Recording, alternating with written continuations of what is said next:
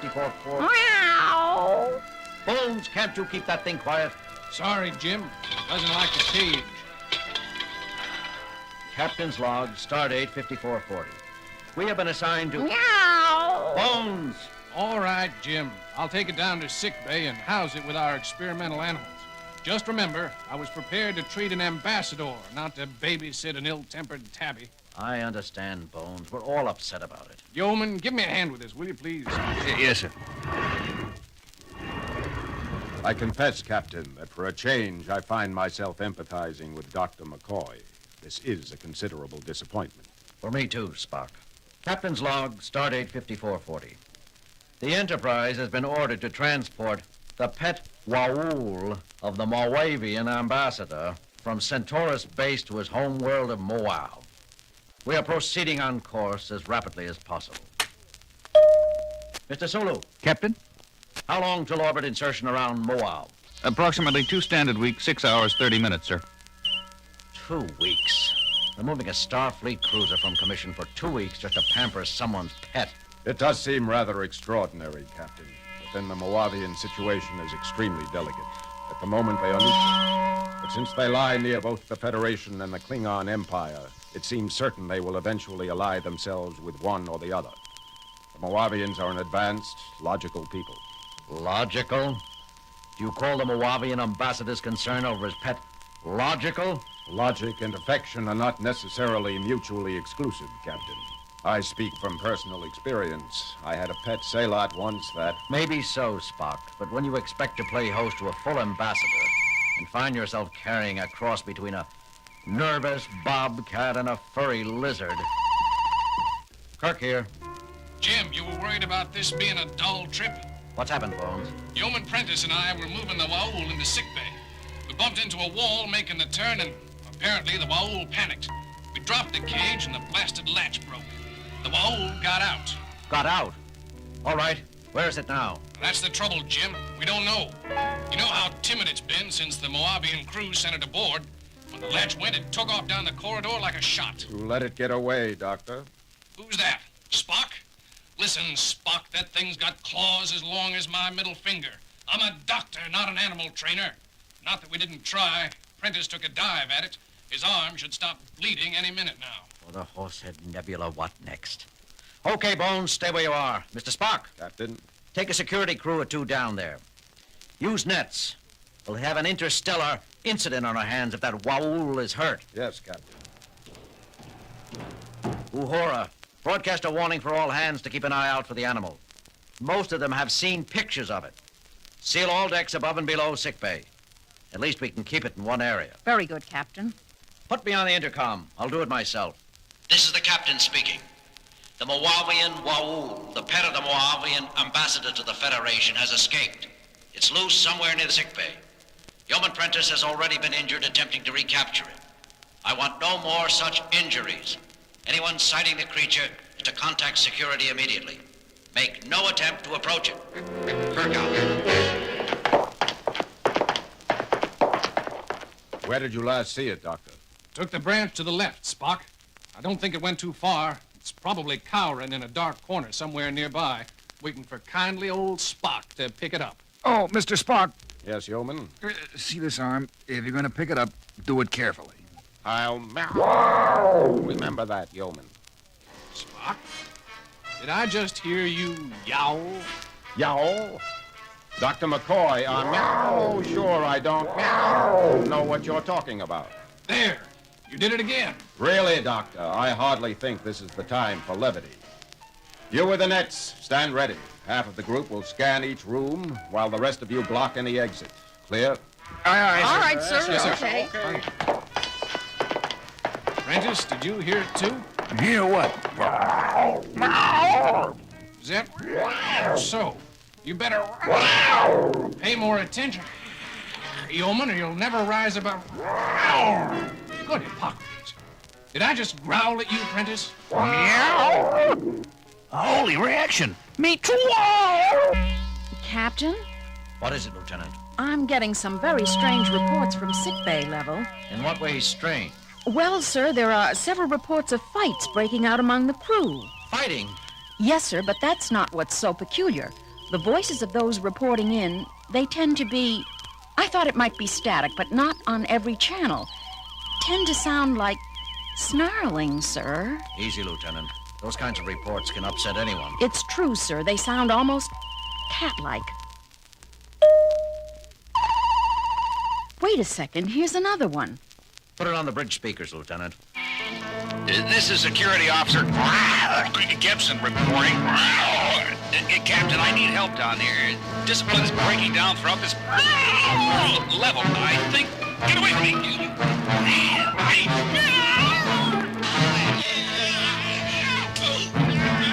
Gibson, this is the captain speaking. Report. That's enough, Lieutenant. Monitoring all calls before them to security. Aye, sir. What do you make of it, Mr. Sulu? I don't know, sir. I never heard anything quite like it. Lieutenant Uhura, locate Mr. Spock. I want to find out what's going on down. That won't be necessary, Captain. That you, Mr. Spock? What in heaven's name happened? Happened, Captain? Oh, you mean these scratches? Scratches? Spock, your arms. The upper half of your uniform. It's difficult to say precisely, Captain. We thought we detected the crying of the Moauv in a small storage chamber. I set a cordon of men with nets to block off the only entrance. We started to go in after it when... Yes, Spock? I'm not sure. I experienced a sudden desire to run, to hide. It was fear, but not in the logical sense. It was entirely instinctive and irrational. I found myself striking out around me, desperate. The others were doing the same. I saw everything through a red haze. Something was telling me I had to get away. Get away, get out. Spock! Are you all right? I'm okay now, Captain. The influence seems to grow weaker as you move away from it. What influence? That, Captain, is exactly what I'd like to know. Captain, I have... I told you to hold any further reports of conflict, Lieutenant. This isn't a combat report, sir. It's Dr. McCoy. Bones, put him through. Jim, what's going on? I've got cases of lacerations and bruises piling up down here faster than Chapel and I can treat them. Some of the injured are violent. I'm having a hard time keeping them under sedation. Bones, did you just snarl? I guess I must have, Jim. Spock didn't notice it right away either. There's something that sneaks into your mind. Can you describe it? Some influence overpowers your emotions and thoughts. The sole urge is to strike out and run in blind panic. That's it. Panic. How about the source? I believe there is only one logical possibility, Captain. Just a minute, Bones. What, Mr. Spock? We are being subjected to a mass telepathic projection of considerable raw power, a projection emphasizing panic and fear. There is only one entity aboard which could be expected to be experiencing such feelings, the Moavian Moauv. Bones, did you? I heard, Jim. I wish somebody would do something about it fast. The thing's strength seems to be increasing. Our latest cases are requiring heavier and heavier sedation. Do the best you can, Bones. I'll get back to you. Suggestions, Mr. Spock? We have little information on Moauv and less on this creature. I recommend contacting the Waul's owner for instructions. The ambassador? Spock, you know I can't do that. Moauv is a diplomatic flashpoint. If we get in touch with them and confess we can't even handle a single pet, what are they going to think of our capabilities? More than they will if we never arrive. What do you mean, Spock? I can feel it again, Captain. The influence. Dr. McCoy is right, as far as he goes. As the violence around it increases, the Moauv becomes more frightened. The more frightened it becomes, the stronger its defensive projection grows. We could lose control of the Enterprise. You really think it could go that far, Spock? You see, Captain, soon even coherent speech will become impossible. Lieutenant Uhura, contact Moauv. Get us through to the ambassador to the Federation. Do it yourself, Captain. Uhura, I'm sorry, sir. Something just... forget it. I have contact, sir. Put him on the screen. This is Ambassador Ovid speaking. Your trip is proceeding pleasantly, Captain? I'm afraid not, Mr. Ambassador. We have a bit of a problem. Your pet was accidentally set loose on board a little while ago. He was? Escaped? Captain, I'm shocked. Not as shocked as I am at you, Mr. Ambassador. Do you know that it's against Federation law to transport an animal which can endanger the lives of a crew without suitable pre-notification? But, Captain Kirk, Ewas is no danger if he is kept in his cage and properly treated. You didn't plan all this then? Plan, Captain? I don't know what you mean. It would be an excellent way of testing our mental strength. Captain Kirk, I resent your insinuations. I shall file a formal protest with your government. Excellent. It'll go well with my report. Come now, Captain. Such unpleasantness isn't like you. Are you by chance feeling out of sorts? As if you didn't know. How do we go about recapturing your Moauv? That does present a problem, doesn't it? The more frightened Iwas becomes, the harder it will be to approach him while retaining one's own thoughts. How long has he been free? Spock? About 40 minutes, Captain, I should guess. 2/3 of a ship hour, Mr. Ambassador. A long time. How about telling us how to shorten it? But that's just it, Captain Kirk. You see, we don't know how to recapture a terrified Moauv either. The only thing I can suggest is to get within, let's see, 300 of your meters of him and shoot him full of PAC-M or LQ tranquilizer. A Moavian drug, Captain. I doubt we have any aboard. Even if we did, we can't shoot around 300 meters of corners. I am sorry for you then, Captain. You must let me know if you come up with a solution. And now you must excuse me. I have an important appointment with the Minister for Foreign Affairs. Wait a minute, you can't just... Transmission terminated, sir. I'm attempting to reestablish, but they don't acknowledge. Keep trying. Mr. Spock? I see no choice but to make another attempt at the Mets. All right. Good luck. Who needs it? Sorry, Captain. The influence. I know, Mr. Spock. I can feel it myself now. Lieutenant, any luck? No, sir. I will continue to... Never mind. Get me sickbay. Sick bay. Dr. McCoy here. Bones, the Moavian ambassador said a couple of strains M or LQ of a tranquilizer called PAC would put the Moauv under. Hack? Never heard of it. We've had practically no exchange of information yet with Moavian medical personnel, let alone veterinarians. Check the medical computer anyhow. Maybe there's a hypothesized Federation analog. I'll try, Jim, but we're pretty busy down here. I need that drug, Bones. I'll see what I can dig up. Sick bay out. Mr. Sulu, take the helm. I'm going with Mr. Spock.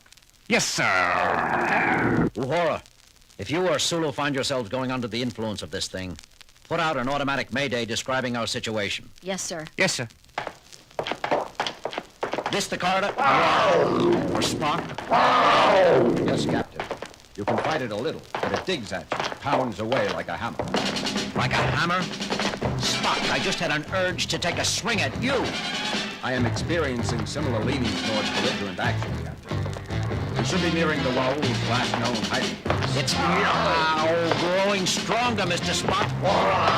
I can't... It's just sitting there, Spock. Yes, Captain. It's truly frightened. Just another few meters, Captain. Get it on yourself, Spock. Captain, must get away! Get away! Tear, kill!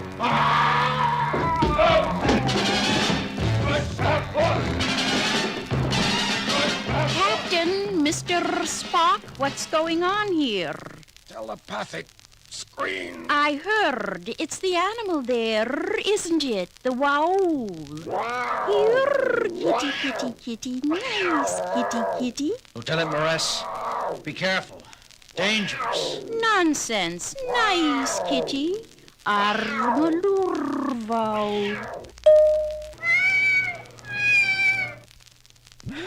Mr. Spock, you all right? Yes, Captain. I must report myself under arrest for assaulting... No, Spock. You had no control over your thoughts. Is this poor, scared little furball what's been causing all the ruckus? Listen to it purr, Spock. Lieutenant Morris, what did you do to it? Do? Why, nothing, Captain. It was frightened out of its mind, that's all. I was off duty asleep until the noise of fighting in the corridor outside disturbed me. I learned what was happening and was on my way to the bridge when I saw you and Mr. Spock fighting. There, it's all right now. But why? Naturally, Lieutenant Maress is not affected. She is of feline ancestry herself and clearly able to empathize with primitive feline thoughts. The Waul detected assurance in a kindred spirit and at once relaxed. Lieutenant, you're hereby relieved of communications duties until we arrive at Moauv and deliver this pet to Ambassador Moauv. Till then, your sole responsibility will be to see to the care and feeding of Iwas here.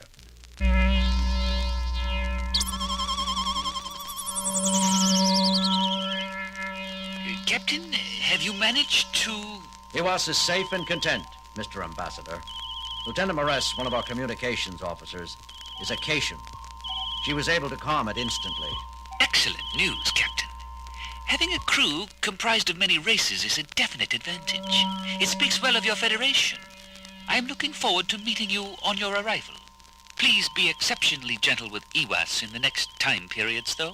We'll be as gentle as we can, of course, and why the sudden concern? You mean you didn't know, Captain? An oversight on the part of the crew which delivered her to you. Her? I thought you said him. An oversight on my part. Iwas is pregnant. She'll have kittens in a few days, I suspect. You can expect to have between 6 and 10 additional little Waouls before you arrive here at Moauv. Carry on, Captain. Mr. Spock, inform Lieutenant Maress she's about to become a mother. Inform Dr. McCoy also. And tell him to be careful during delivery. We wouldn't want either mother or children to get frightened, would we? No, Captain. Wow.